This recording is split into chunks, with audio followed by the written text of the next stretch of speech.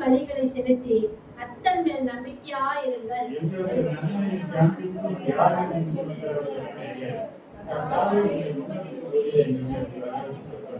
அவர்களுக்கு தானியமும் திராட்சை ரசமும் பெருகிருக்கிற காலத்தில் சந்தோஷத்தை பார்க்கலாம் அதிக சந்தோஷத்தை என் இருதயத்தில் தந்து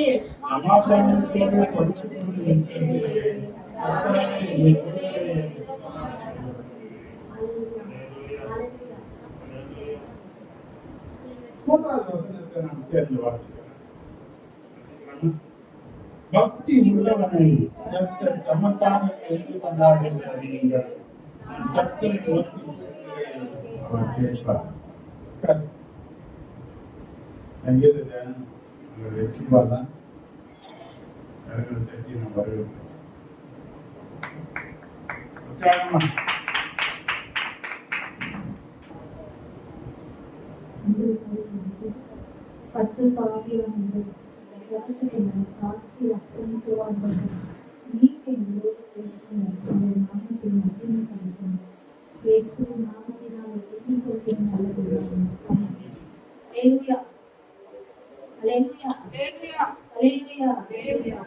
நம்ம தியானத்துல எடுத்துக்கொள்ள போற சங்கீதம் 4:3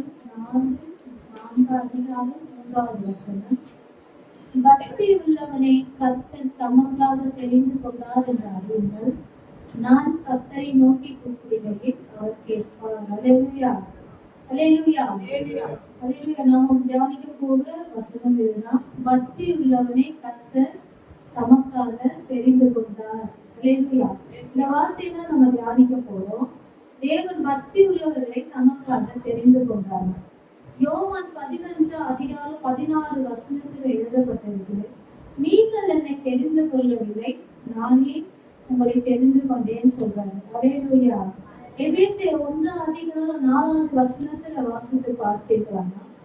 தமக்கு முன்பாக நாம் அன்பின் பரிசுத்தம் உள்ளவர்களும் குற்றமில்லாதவர்களுமாய் இருப்பதற்கு அவர் உலக தோற்றத்துக்கு முன்னே கிறிஸ்துவுக்குள் நம்மை தெரிந்து கொண்டபடியே அப்படின்னு எழுதப்பட்டிருக்கு. அதான் ஆண்டவர் எப்ப நம்மளை தெரிஞ்சு கொண்டாரோ, உலக தோற்றத்துக்கு முன்னமே, உலகம் உண்டாகிறதுக்கு முன்னாடி என்ன பண்ணிட்டார் ஆண்டவர்? நம்ம கிறிஸ்துவுக்குள்ள ஆண்டவர் தெரிந்து கொண்டாரா. அல்லேலூயா, அல்லேலூயா, அல்லேலூயா. இவன் எனக்கு பக்தி உள்ளவனா நடப்பான், நமக்காய் எனக்காக என்ன பண்ணுவான், பயபக்தியா இருப்பான், எனக்கு பயப்படுவான், எனக்கு பிரியமானதை செய்வான் அப்படி என்பதை அவனுக்கு எப்போதே தீர்மானிச்சுட்டாரா. உலக தோற்றம், உலகம் உண்டாகிறதுக்கு முன்னாடி என்ன பண்ணிட்டாரு? நம்ம கிறிஸ்துவுக்குள்ள அவர் தெரிந்து கொண்டாரா. அல்லேலூயா, அல்லேலூயா. சரி, பக்தி என்றால் என்ன அப்படின்னு நம்ம பார்த்துருவோம். கூகுள்ல சர்ச் பண்ணி பார்த்தேன். கூகுள்ல பாத்தீங்கன்னா ஒழுங்கு அல்லது வழிபாடு அப்படின்னு சொல்லி இருந்துச்சு. என் கூட இருக்கிற பசங்க சில என் கூட கிறிஸ்தவ பிள்ளைங்களை கூப்பிட்டு கேட்டேன், பக்தி என்னன்னு கேட்டேன். அவங்களும் என்ன சொன்னாங்க, என்ன சொல்றது, ஜெபம் பண்றது, நம்ம என்ன சொல்றது, ஒழுங்கு அப்படின்னு சொன்னாங்க. அப்ப நான் என்ன சொன்னேன்னா, இங்க வசனம் அது ஒரு பக்கம் இருக்குதாரா சொல்றது. அதாவது என்ன சொல்றது, நம்ம சர்ச்சுல கூட நம்ம பசங்களை என்ன சொல்லுவோம், ஒழுங்கா இருக்காரு, ஆண்டவருக்கு ரொம்ப ஒழுங்கா இது, பக்தியில என்ன பண்ணணும், ஆண்டவரை பாடணும், இப்படிலாம் நம்ம சொல்லி கொடுப்போம். அது ஒரு பக்கம் இருக்கு. ஆனா வேதம் நமக்கு என்ன கற்றுக் கொடுக்கிறது என்பதை பார்த்தீங்கன்னா, உலகம் கற்றுக் கொடுக்கிறது பக்தினா வழிபாடு, ஒழுங்கு அப்படின்லாம் சொல்லி தருது. ஆனா வேதம் நமக்கு கற்றுக் கொடுக்கிறது என்னன்னு பாத்தீங்கன்னா, யாக்கோபு 1:26-27 வசனங்கள் என்ற வாசித்து பார்த்தீங்கன்னா, உங்களில் ஒருவன் தன் நாவை அடக்காமல் தன் இருதயத்தை வஞ்சித்து தன்னை தேவ பக்தி உள்ளவன் என்று எண்ணினால் அவனுடைய தேவ பக்தி வீணா இருக்கும். 27வது வசனம், திக்கற்ற பிள்ளைகளும் விதவைகளும் படுகிற உபத்திரத்திலே அவர்களை விசாரிக்கிறதும் உலகத்தால் கடைப்படாதபடிக்கு தன்னை காத்துக் கொள்வதுமே பிதாவாகிய தேவனுக்கு முன்பாக மாசில்லாத சுத்தமான பக்தியா இருக்கிறது சொல்லி வேதம் நமக்கு கற்றுக் கொடுக்கிறது. அல்லேலூயா, அல்லேலூயா. நம்ம நாவை அடக்கலன்னா நம்ம யாரும் இல்ல, ஆண்டவருக்கு முன்பாக பக்தி உள்ளவனே அல்லன்னு சொல்றேன். அல்லேலூயா. இத பாத்தீங்கன்னா வண்டி ஓட்டும் போது பாத்தீங்கன்னா தெரியும், அவங்க ஒருத்தர் வந்து இடிச்சிட்டாங்கன்னா அசிங்கமா பேசுவாங்க. அப்போ அந்த என்ன பண்ண முடியாது, நாம என்ன பண்ண முடியல, அடக்க முடியல. சில நேரம் நமக்கே கோவம் வந்தாலும் நம்ம என்ன பண்றோம், டக்குன்னு பேசிடுறோம். நம்முடைய நாம என்ன பண்ண முடியல, அடக்க முடியல. ஆனா வசனம் என்ன சொல்லுது, ஒரு தேவ பக்தியா இருக்கிறோம் அப்படின்னா தன் நாம என்ன பண்ணணுமா, அடக்கணுமா. அல்லேலூயா, அல்லேலூயா. வசனம் இங்க அழகா எழுதப்பட்டிருக்கு பாருங்க. தன் நாவை அடக்கணும். இரண்டாவது, திக்கற்ற பிள்ளைகளை விதவைகள் படைத்த உபத்திரவத்திலே அவர்களை விசாரிக்கிறதும் உலகத்தால் கரைப்படாதபடிக்கு தன்னை காத்துக் கொள்கிறதுமே பிதாவாகிய தேவனுக்கு முன்பாக மாசற்ற சுத்தமான பக்தியா இருக்கு சொல்லி வசனம் எழுதப்பட்டிருக்கு. அல்லேலூயா. நாம் முதலாவது நம்முடைய நாவை என்ன பண்ணணும், அடக்க வேண்டும். அப்பொழுதுதான் நம் தேவ பக்தி உள்ளது வேதம் சொல்லுது. நம்முடைய நாவை அடக்க முடியுமா, அடக்க முடியுமா நம்முடைய நாவை? ஒரு நிமிஷம் கோபம் வந்தது நம்ம என்ன பண்ணிடலாம், திட்டி தீர்த்துடும். நம்மளால என்ன பண்ண முடியாது, நம்முடைய நாவை அடக்க நினைச்சாலும் என்ன பண்ண முடியாது, அடக்க முடியாது. ஆனா வேதம் சொல்லுகிறது, யாக்கோபு 3:8 வசனத்துல வாசித்து பார்த்தீங்கன்னா, மனுஷனாலும் கூட அடங்காத பொருளானது சாவுக்கு ஏதுவான விஷம் விளைவிடுமா இருக்கிறது. வசனம் என்ன எழுதப்பட்டிருக்கு, நாம என்ன பண்ண முடியாது, ஒரு மனுஷனால என்ன பண்ண முடியாது, அடக்க முடியாது. அப்ப எப்படிங்க அதை நாம அடக்குறது அப்படின்னு பாத்தீங்கன்னா, அப்போஸ்தலர் காலத்துல ஆண்டவர் என்ன பண்ணாரு, 2வது அதிகாரம் 4வது வசனத்துல பரிசுத்த ஆவியினால என்ன பண்ணாரு, பரிசுத்த ஆவியானவர் இறங்கும் போது எப்படிதான் இறங்கினாரு, அக்கினிமயமான நாவுகளால்தான் என்ன பண்ணாரு, இறங்கினாரு. அப்ப ஒரு கட்டுப்படுத்தக்கூடிய ஒரு அதிகாரம், கட்டுப்படுத்தக்கூடியவர் யாருதான், பரிசுத்த ஆவியானவர் தான்.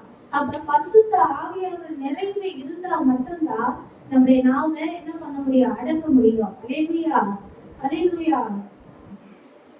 இத பாத்தீங்கன்னா சங்கீதம் 19 அதிகாரம் 16வது வசனத்துல வாசித்து பார்த்தீங்கன்னா, என் கண்மலையும் என் மீட்பரும் ஆகிய கர்த்தாவே, என் வாயின் வார்த்தைகளும் என் இருதயத்தின் ஞானமும் சமூகத்தில் பிரீதியா இருப்பதாக.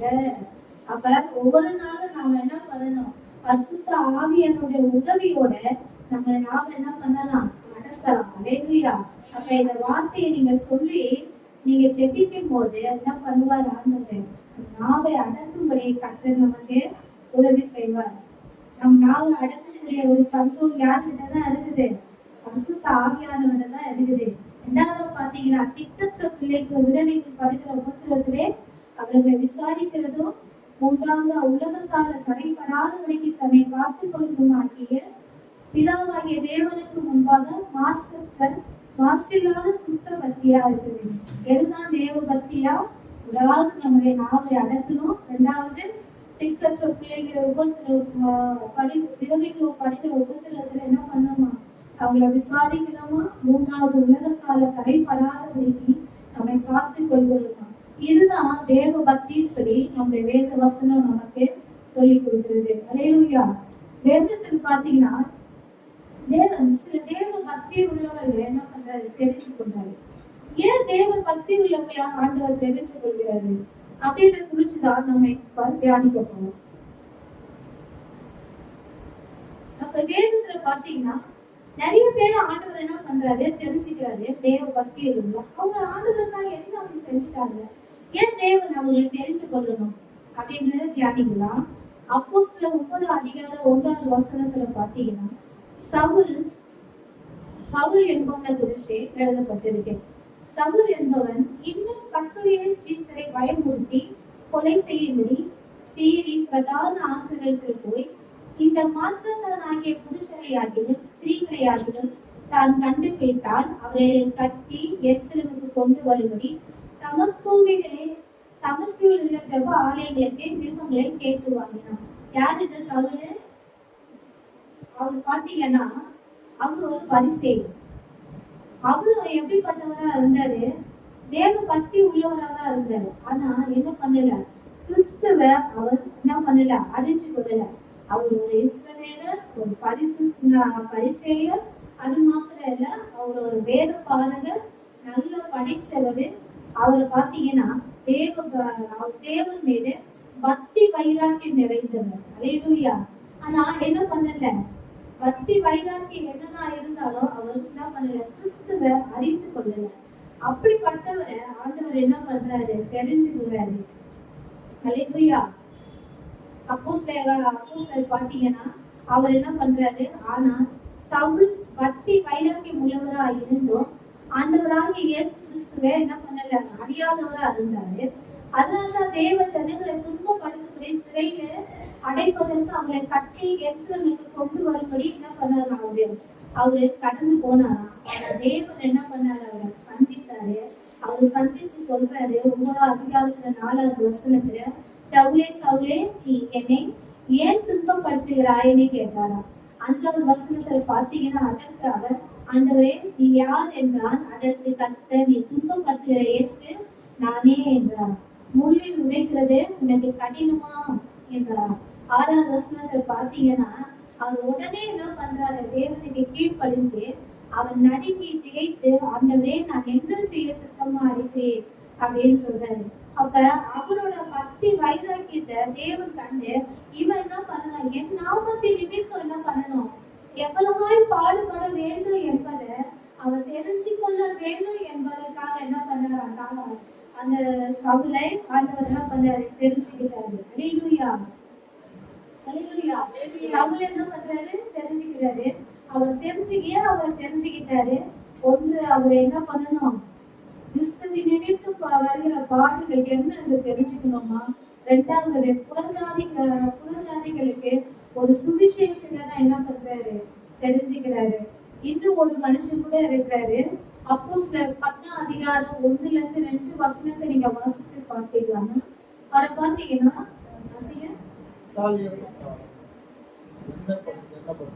பட்டாளத்துக்கு 100 அதிபதியாக ஒரு மனுஷன் சிதறியா பட்டத்திலே இருந்தான்.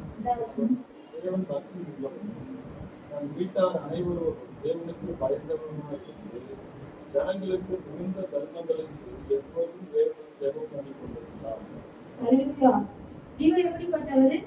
இவர் ஒரு தேவ பக்தி உள்ளவர். ஆனா இவரு என்ன பண்ணல? கிறிஸ்துவை அறிந்து கொள்ளல. அப்ப இவரு ஆண்டவர் எப்படி தெரிஞ்சு கொள்கிறார்? இவரு இஸ்ரவேலர் கிடையாது. இவர் எப்படிப்பட்டவர்? இவர் புறஜாதியா இருந்தாலும் ஆண்டவர் இவர் தேவ பக்தி உள்ளவர் என்பதை அவர் அறிஞ்சு என்ன பண்றாரு? தன்னை வெளிப்படுத்தும்படி அவர் என்ன பண்ணாரு? சுத்தம் உள்ளவரானாரு. 2வது பாத்தீங்கன்னா அவர் எப்படிப்பட்டவர் பாத்தீங்கன்னா தன் வீட்டார் அனைவரோடும் தேவனுக்கு பயந்தவரா இருந்தார். 3வது பாத்தீங்கன்னா ஜனங்களுக்கு மிகுந்த தர்மங்களை அவர் என்ன பண்ணுவாரா? செய்து கொண்டு வந்தாரா. 4வது பாத்தீங்கன்னா எப்பொழுதும் என்ன பண்ணுவாரா? அவர் செபித்து கொண்டே இருப்பாராம். இப்படி அவரு தேவ பக்தி உள்ளவரா இருக்கிறாரு. 2வது தேவனுக்கு பயப்படுகிறவரா இருக்கிறாரு. 3வது தர்மங்களை செய்யறாரு. 4வது ஜெபிக்கிறவரா இருக்கிறாரு. இத்தனை காரியங்கள் அவர்கிட்ட இருந்தாலும் அவர்கிட்ட என்ன இல்ல? ஒரு காரியம் என்ன பண்ணல அவர்கிட்ட இல்ல. அது என்ன தெரியுமா?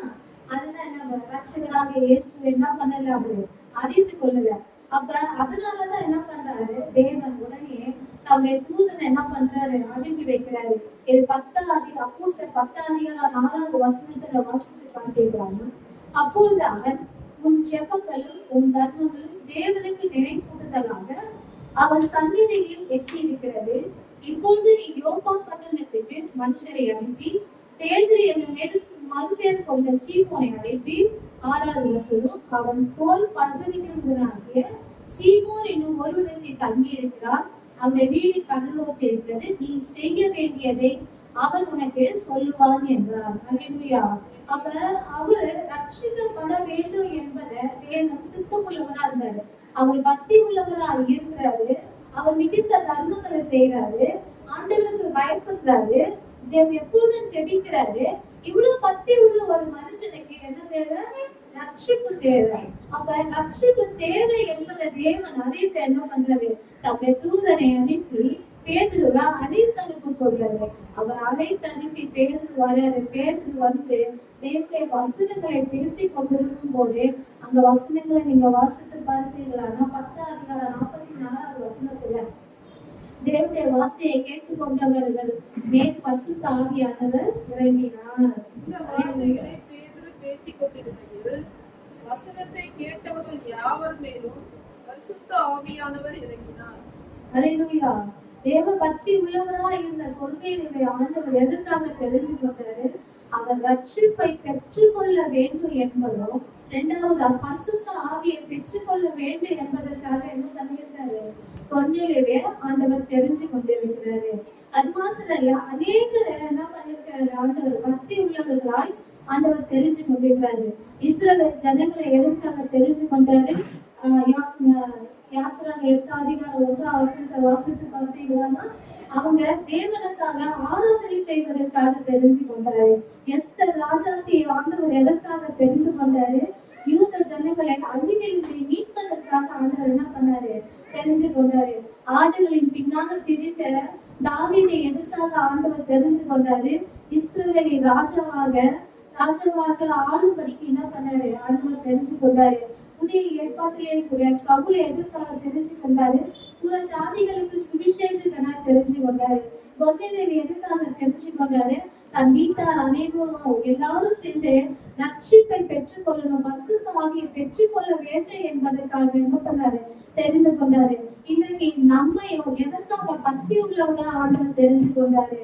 அல்லேலூயா. நாம அவ்வளவு பக்தி உள்ளவர்களா? அல்லேலூயா. இந்திய தேசத்தை ஆண்டவருக்கு ரொம்ப பிடிக்கும், தெரியுங்களா? ஏன் தெரியுமா? எல்லா தேசத்தோட இந்திய தேசத்தின் ஜனங்கள் மிகுந்த பக்தி உள்ள ஜனங்களா. எப்படியாவது ஆண்டவரை தேடிங்கன்னு சொல்லி என்ன பண்ணுவாங்க? எவ்வளவு காரியங்கள் அவங்க என்ன பண்ணுவாங்க? செய்வாங்க. எதை வேணாலும் நெருப்புல நெருக்க சொன்னாலும் நெருப்பாங்க, உருண்டு போக சொன்னாலும் உருண்டு போவாங்க. எப்படி இருந்தாலும் என்ன பண்ணுவாங்க? எப்படியாவது ஆண்டவரை தேடிங்கன்னு சொல்லி என்ன பண்ணுவாங்க? அங்க தேடுவாங்க. அந்த இந்திய தேசத்தின் ஜனங்களா தான் நாமளும் இருக்கோம். அல்லேலூயா. நம்மையும் ஆண்டவர் எதற்காக? இவன் நமக்கு பக்தி உள்ளவனா இருக்கிறான்னு சொல்லி ஆண்டவர் என்ன பண்றாரு? உலக தோற்றத்துக்கு முன்பாக நம்மையும் ஆண்டவர் தெரிந்து கொண்டார். எதற்காக தெரிந்து கொண்டார் அப்படின்னு பாத்தீங்கன்னா, யோவான் 15 அதிகாரம் 16 ஆண்டவராக இயேசு கிறிஸ்து இந்த உலகத்துல வாழ்ந்த போதே நமக்கு சொல்லி இருக்கிறார். நீங்கள் என்னை தெரிந்து கொள்ளவில்லை, நான் உங்களை தெரிந்து கொண்டேன். நீங்கள் என் நாமத்தினாலே பிதாவை கேட்டுக்கொள்வது எதுவோ அதை அவர் உங்களுக்கு கொடுக்கத்தக்கதாக நீங்கள் போய் கனி கொடுக்கும்படிக்கும் உங்கள் கனி நிலைத்திருக்கும்படிக்கும் நான் உங்களை ஏற்படுத்தினேன்னு சொல்றாரு. அல்லேலூயா. உங்களை என்னைய எதற்காக பக்தி உள்ளவனா ஆண்டவர் தெரிஞ்சு கொண்டாரு? அவருக்காக கனி உள்ள வாழ்க்கைக்கான கனி கொடுப்பதற்காகவும் கனி உள்ளவர்களா இருக்கவும் தான் ஆண்டவர் நம்மை தெரிந்து கொண்டார். மற்றவங்களுக்கு தேவனுடைய வார்த்தையை சொல்லும்படியாக ஆண்டவர் என்ன பண்ணாரு? நம்மளை தெரிஞ்சு கொண்டார். பழைய ஏற்பாட்டு காலத்துல அவங்களோட காலம் முடிஞ்சு போச்சு. இந்த புதிய ஏற்பாட்டு காலத்துல சவுலோட காரியங்கள் முடிஞ்சு போச்சு.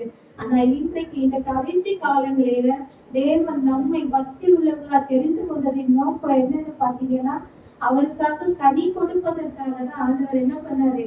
நம்மை தெரிஞ்சு கொண்டாரு. அந்த கனி நிலைத்திருக்கும்படிக்கு என்ன பண்ணலாம்? அவர் நம்மளை ஏற்படுத்தினார். அல்லேலூயா.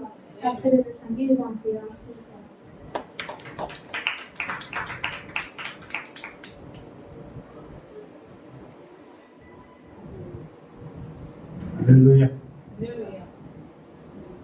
என்ன பேசுனாங்க? பக்தி உள்ளவனை கர்த்தர் நமக்காக தெரிந்து கொண்டார். பக்தினா என்னங்க?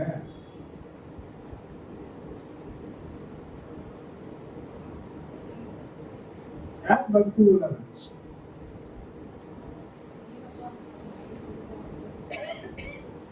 பக்தியில பல காரியங்கள் இருக்கு. சொல்றாங்க இல்லையா? குருட்டு பக்தி. சில பக்தினா பக்தியா?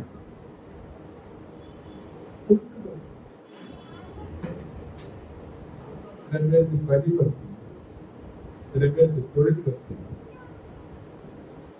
பல நிலைகள். தேவன் பக்தி உள்ள எந்த பக்தி, தேவ பக்தி உள்ளவனை கர்த்தர் தெரிந்து கொள்கிறார். பக்தி என்றால் என்ன?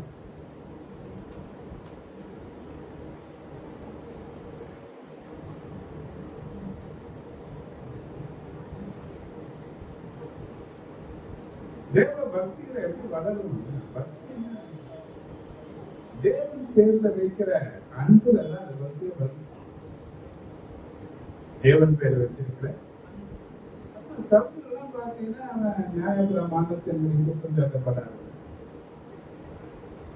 எத்தனை பேர் தெரிந்து வர அம்சத்துல பறந்தவன், நியாயப்பிரமாணத்தின்படி வாழ்ந்தவன், தேவனுக்காக எதையும் இழக்கிறதுக்கு ஆயத்தப்பட்டவன்.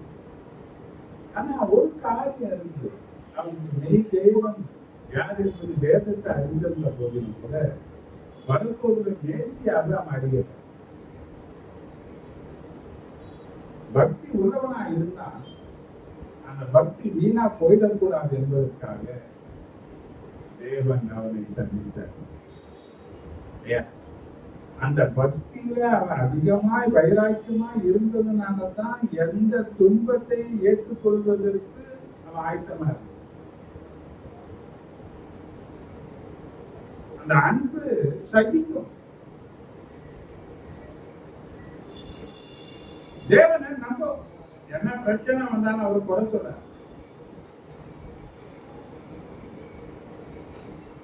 எந்த சூழ்நிலை வந்தாலும் அது நன்மையா தான் நடக்கும் என்றது நம்பி.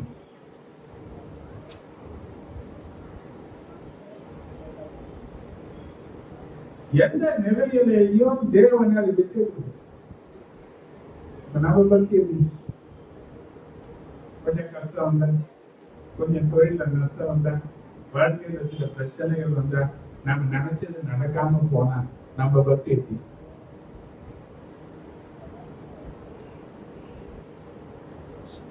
ஆனா பக்தி உள்ளவன கர்த்தர் என்ன பண்ணாரா?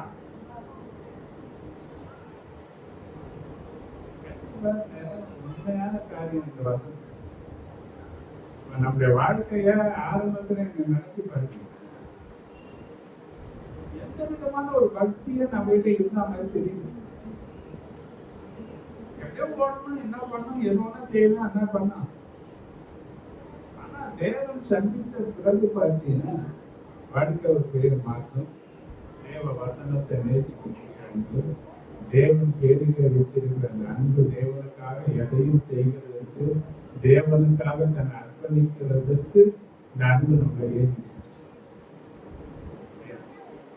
எவ்வளவு பிரச்சனைகள் வந்தாலும் நமக்கு ஒரே நம்பிக்கை, தேவன் அன்புதான் நமக்கு இருக்கிறனால எந்த தீமையும் நமக்கு நன்மையா முடிய பண்ணுவா என்ற நிலையில தான் அந்த அன்புல அவரை பற்றி ஓடி. ஒரு அன்பு உள்ளவன் அநேகரை நேசிக்கிறது. யாக்கோபு அதான் சொல்றான்.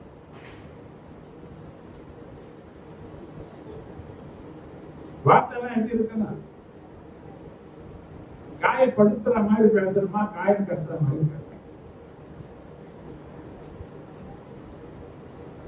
கோபம் வந்தா என்ன பண்ணிடுவான்? பல குத்துற மாதிரி.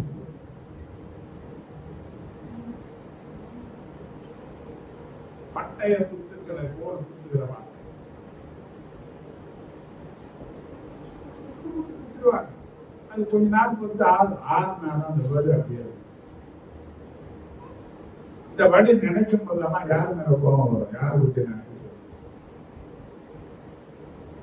காயம் கட்டக்கூடிய வார்த்தைகள், சுவை தரக்கூடிய வார்த்தைகளை பேசக்கூடிய கிருபை நிறைந்த வார்த்தைகள் யார் வாயிலிருந்து வருதுன்னா பக்தி உள்ளவன், அதாவது தேவன் பேர்ல அன்பு உள்ளவன் வாயிலிருந்து புறப்பட்டு.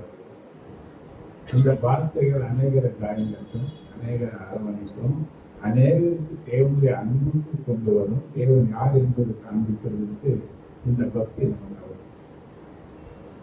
எதுதான் தெரிஞ்சீங்க? தொழில் பக்திக்கிறோம். பாரு, 10 வாய்க்கு தொழில் நடக்கும் போகும்போது கால் பண்ணிடுச்சு, என்ன பண்ணுவான்? அதுக்காக ஒரு நீ பூஜைகள்லாம் போட்டு நீங்க பண்ணக்கூடிய ஒரு பண்டிகையே நம்ம தேசத்துல இருக்குது இல்லையா? ஆயிரம் பக்திகள் இருந்தாலும் தேவன் தன்னை நேசிக்கிறவர்களை தனக்காக விரும்புவது. பக்தி எங்கிருந்து தான் வருது? பக்தியில எப்படி வளர முடியும்னா தேவன் பேர்ல வைத்திருக்கிற அன்பு தான். தேவன் பேர்ல வைத்திருக்கிற அன்பு தான் அந்த பக்தியில வளர்வதற்கு. அப்ப என்ன அன்பு? அன்பை பற்றி சொல்லும்போது அன்பு அநியாயமானது செய்யாது. தேவன் நமக்கு என்ன பண்ண மாட்டாரு? அநியாயமானது செய்ய மாட்டாரு, அயோக்கியமானது செய்ய மாட்டாரு. நமக்கு தீங்கு நினைக்க மாட்டாரு. நமக்கு இப்ப யார நம்புறோம்?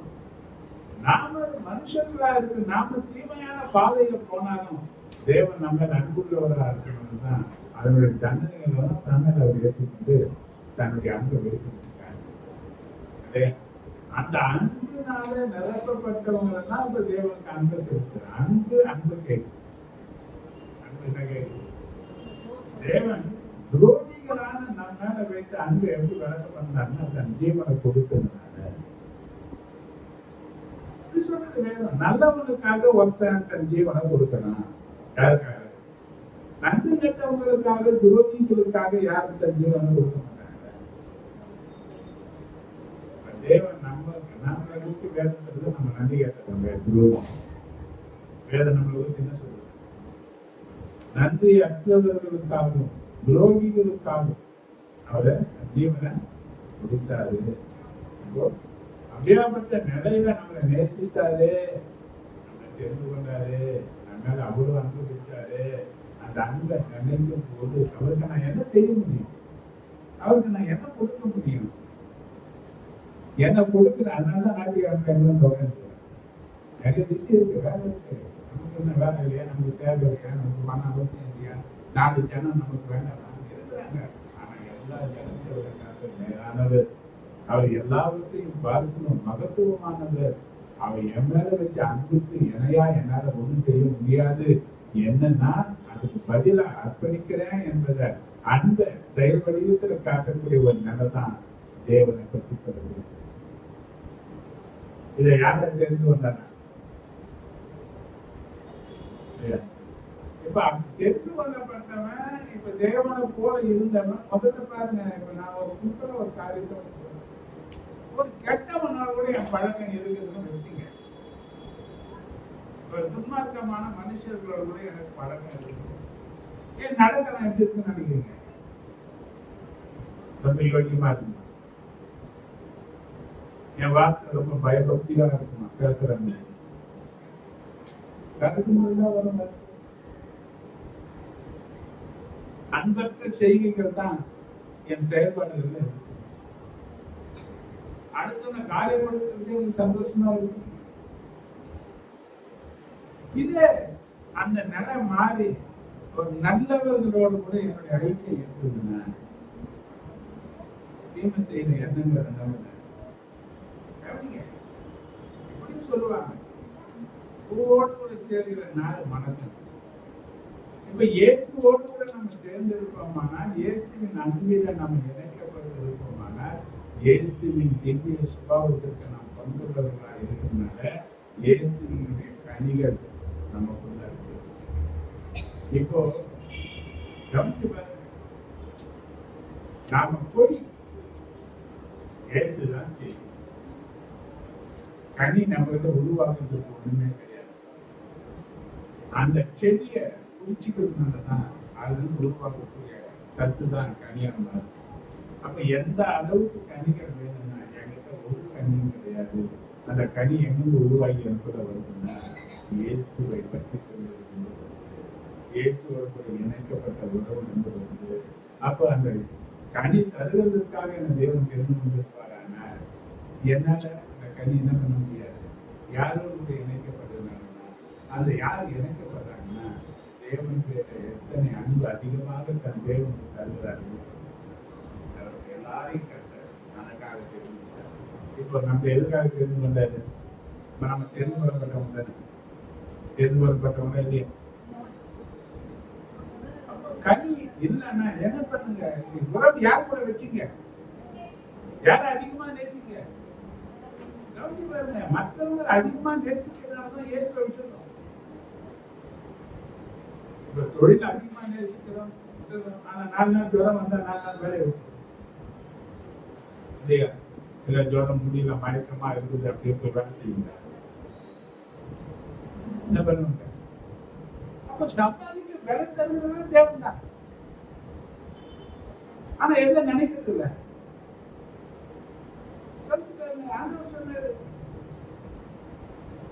நீ ஆண்டவருக்கு ஒரு நாள் கூட 6வது நாள் 7வது நாளுக்குரிய வருமானத்தை நான் தந்துருவேன். அப்ப முழுசா ஆண்டவருக்குன்னு தன்னை கொடுக்கிறவங்க, தேவனுக்காக தன்னை கொடுக்கிறவங்க நஷ்டப்பட்டு யாரும் போனதே இல்லை. தேவன் நஷ்டத்தை அனுமதிக்கிறத கிடையாது. அப்போ தேவன் தன் பிள்ளைகள் நல்ல நிலையில வாழணும்னா அந்த அன்பு நல்லா இருக்குன்னு நினைக்கிறோம்.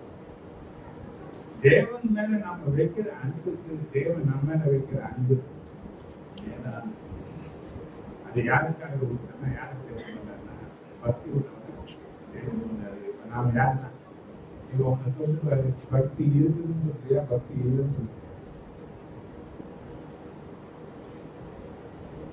கொஞ்சம் யோசிக்க. எந்த அளவுக்கு பக்தி ஆண்டவர் மேல இருக்கணும்? இல்லைன்னு சொல்ல முடியாது. இல்லைன்னு உனக்கு தெரிஞ்சு கொண்டு இருக்க மாட்டேன். ஏன்னா வசனம் அப்படிதான் சொல்றது, நீங்க நான் தான் உனக்கு தெரிஞ்சு வந்தேன்னு சொன்னாரு இல்லையா? அப்ப இந்த வசனம் சொல்றது பக்தி உள்ளவனை கத்த தமக்காக. அப்ப நீங்க யாரு பக்தி இல்லைன்னு எப்படி சொல்ல முடியும் உங்களால? இருக்கு. அது வெளிப்பட வேண்டிய விதத்துல வெளிப்படல. ஏன்னா அந்த பக்தி கூட்டு பக்தி மாதிரி வேற எங்க இருக்கு? யார் தோப்பு? ஆனா யாருக்கு போனோம்? யாருக்குதான் உனக்கு எடுத்து வந்தது?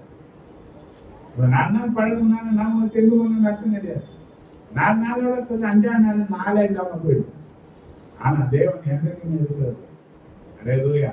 உங்க பக்தியில எங்க வளர்ந்த இன்னும் அவர் அதிகமா அறிந்து கொள்ளுகிறதுக்கு அவரோடு அதிகமா நெருங்கி பழகுங்க. கனி உள்ள வாழ்க்கைக்கு சொந்தக்காரரா மாறுங்க. உங்க நிமித்த பிதாவாகி தேவன் மகிழ்ந்து கொடுத்தோம். நன்றியோட நம்ம சாட்சிய நேரம் தேவன் எனக்கு நன்மை செய்தார் என்று சொல்லியிருக்கிறார்கள். அவரை மகிமைப்படுத்துவதற்கு ஒரு சின்ன நேரங்க சீக்கிரம் வாங்க.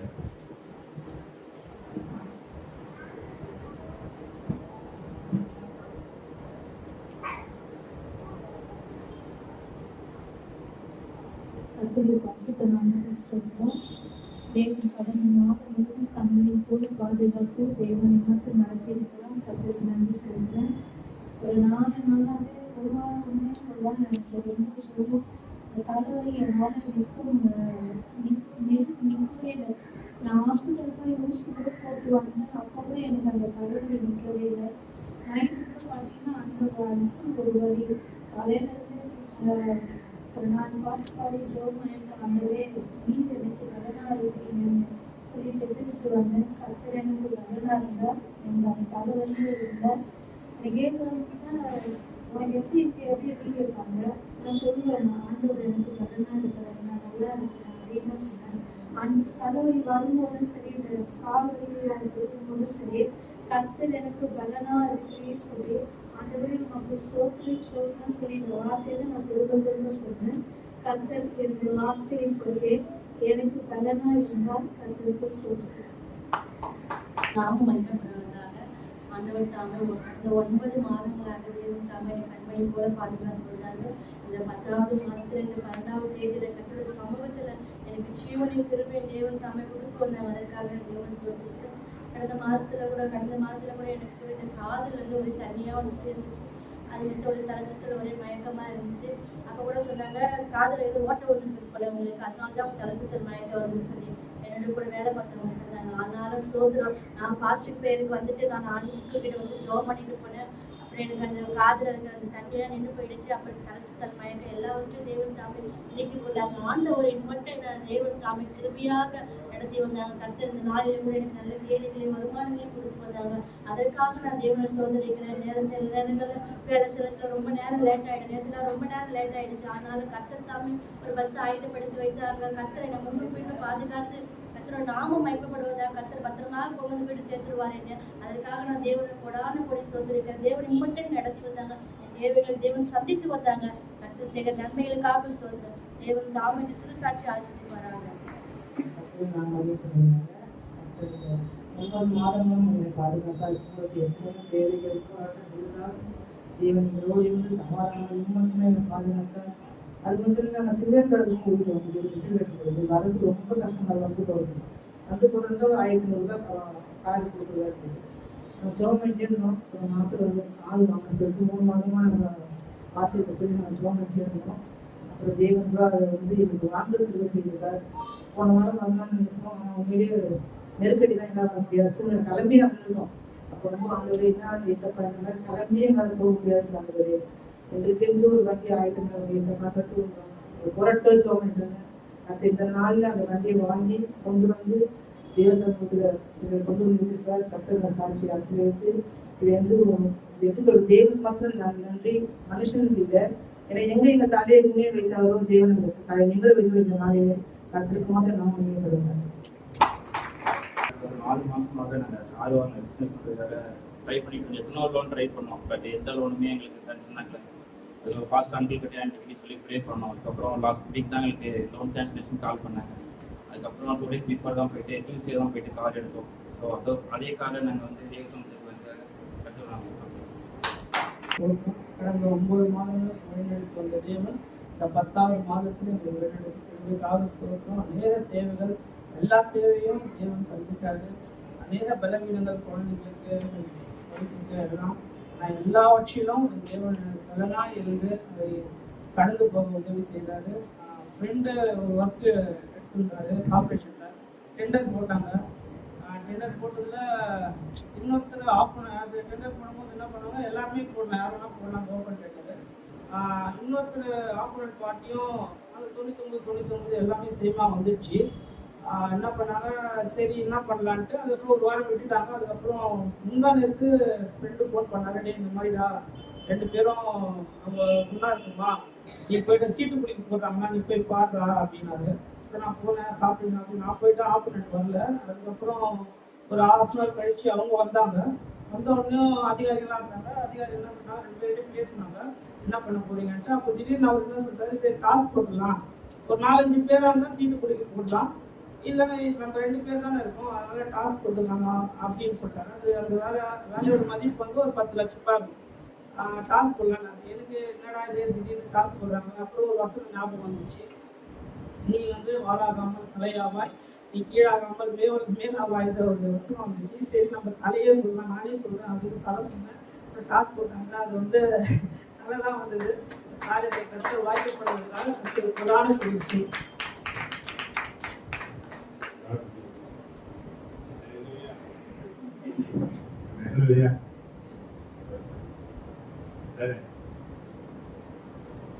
கர்த்தர் எனக்கு நன்மை செய்தார். என்னைக்குமே நன்றி உள்ளவனா இருக்கிறதுக்கு சொல்லி முடியாத அளவுக்கு எனக்கு அவர் நன்மை செய்து இருக்கிறார். அத்தனை பலவீனங்கள் மத்தியில கர்த்தர் என்னை நடத்துறாரு. அவருடைய வேலைகள் ஊழியங்களில் ஒன்றும் குறையில்லாத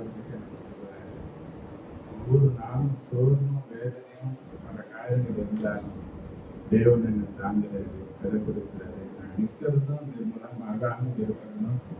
தேவனுடைய சுத்த திருவை என்று சொல்லுவதற்கு அங்காவுக்கு சாட்சியாகிறேன். கர்த்தருடைய ஆசீர்வதிப்பாராக. அல்லேலூயா அல்லேலூயா. கர்த்தர் செய்த எல்லா உபகாரங்களுக்காக அநேகருடைய ஜபங்களுக்காக நான் ஆண்டவருக்கு நன்றி சொல்றேன். கர்த்தருக்கு சாட்சி ஆசீர்வதிப்பார். புதன்கிழமை நமக்கு பாஸ்டிங் ப்ரேயர் இருக்கு. அல்லேலூயா.